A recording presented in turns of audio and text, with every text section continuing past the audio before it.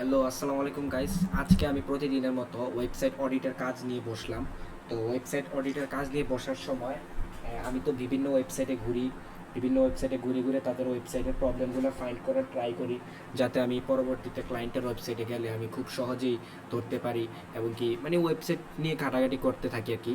So বিভিন্ন সময় Bangladeshi website বা অস্ট্রেলিয়ান বা এই দেশ ওই দেশের ওয়েবসাইট, বিদেশি ওয়েবসাইটে আমি অনেক সময় অডিট করি। সো আজকে বাংলাদেশি ওয়েবসাইট পাইছি একটা।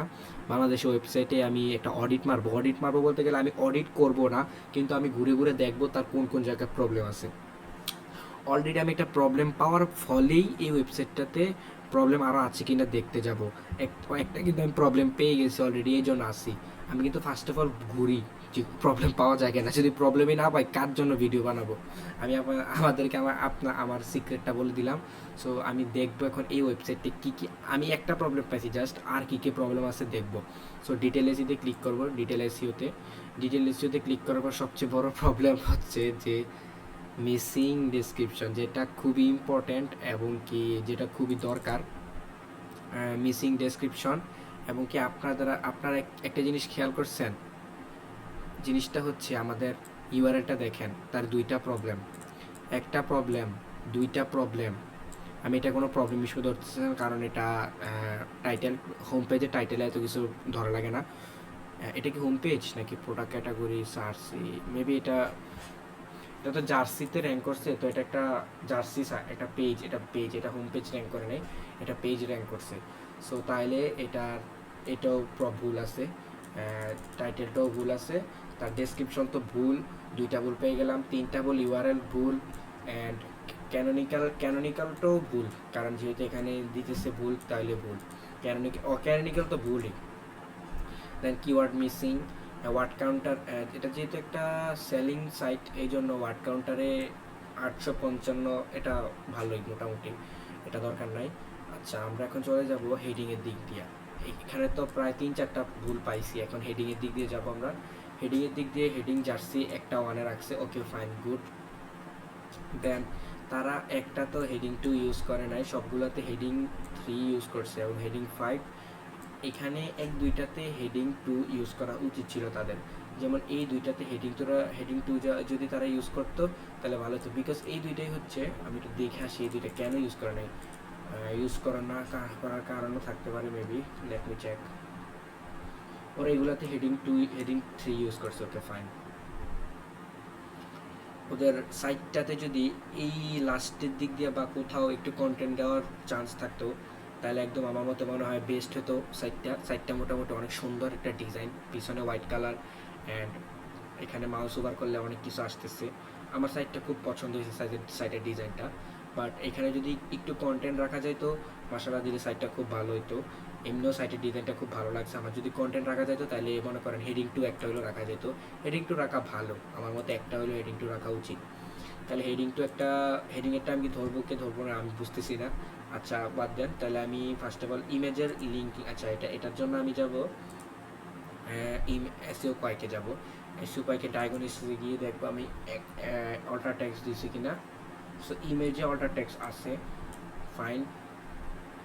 এবং কি সাইট ম্যাপ রেডি করা এখনো হয় নাই, এক্সএমএল সাইট ম্যাপ, ওইখানে সাইট ম্যাপ হয় নাই। সাইট ম্যাপের জন্য ওদেরকে কাজ করতে হবে।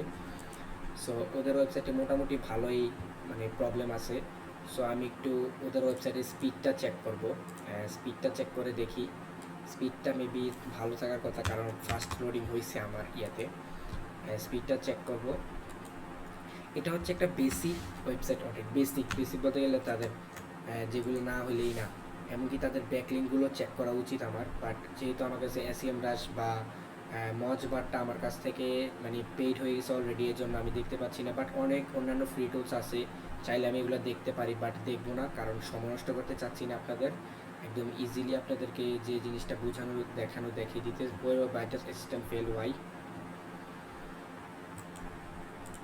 আচ্ছা, এটা একটু লোডিং নেক, আমরা আপনাদের সাথে ততক্ষণ একটু কথা বলি। কথাটা হচ্ছে যে ওনার সাইটে মোটামুটি আমার মতে ভালোই লাগলো সাইটের ডিজাইনটা, বাট ওনার সাইটের পারফরমেন্স এবং কি সাইটের পারফরমেন্সও ভালো মোটামুটি, বাট সাইটের কাজ এখনও সম্পূর্ণ হয়নি। বলতে গেলে সাইটের কিছু জিনিস বিজি আছে, মানে বিজি বলতে গেলে কিছু জিনিস কাজ করা হয় নাই, যেমন ডিসক্রিপশন হয় নাই, হেডিংটাকে একটু ভালো করা উচিত ছিল, তারপর টাইটেলটা গুগলের রিকমেন্ড অনুযায়ী হয় নাই, তারপরে সাইট ম্যাপটা ভালো করে হয় নাই, এবং কি তাদের ইউআরএলটা একদম সুন্দর হয় না, একদম আন্তাজে একটা ইউআরএল হয়ে গেছে।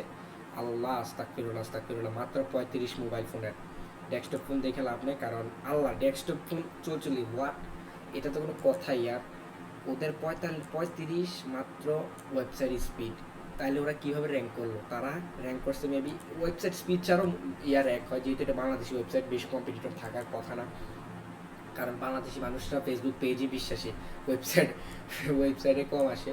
সো দেখতেই পাচ্ছেন যে তাদের ওয়েবসাইটের পারফরমেন্সটা 35, এটা খুবই বাজে, এবং ডেস্কটপেরটা তো আরও বাজে, ডেস্কটপেরটা 44 হইলেও বাজে, ডেস্কটপেরটা কমপক্ষে 95+ রাখা লাগবে, আর এটা কমপক্ষে 80+ বা 85+ রাখলে খুব ভালো, 80+ রাখলে আমার মতে খুব ভালো। সো এটা খুবই খারাপ। সো এই ছিল আজকের ভিডিও। আমি একটা বেসিক অডিট করলাম, দেখলাম যে আমি যদি এই ক্লায়েন্টকে নক দিই, অবশ্যই কিন্তু আমার সাথে কাজ করার জন্য আগ্রহী হবে। যদি ভালো একটা সে যদি চায় যে না আমি ওয়েবসাইট নিয়ে কিছু করব, তাকে যদি আমি বলি যে তোমার ওয়েবসাইটে এগুলো ভুল আছে, সে কিন্তু অবশ্যই রাজি হবে আমার থেকে কাজ নেওয়ার জন্য। সো এতটুকুই ছিল আজকের ভিডিও আপনাদের জন্য।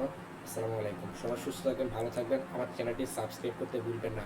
আপনাদের প্রতিটি সাবস্ক্রাইব আমাকে সামনের ভিডিও বানানোর জন্য আগ্রহ বানায়। আসসালামু আলাইকুম।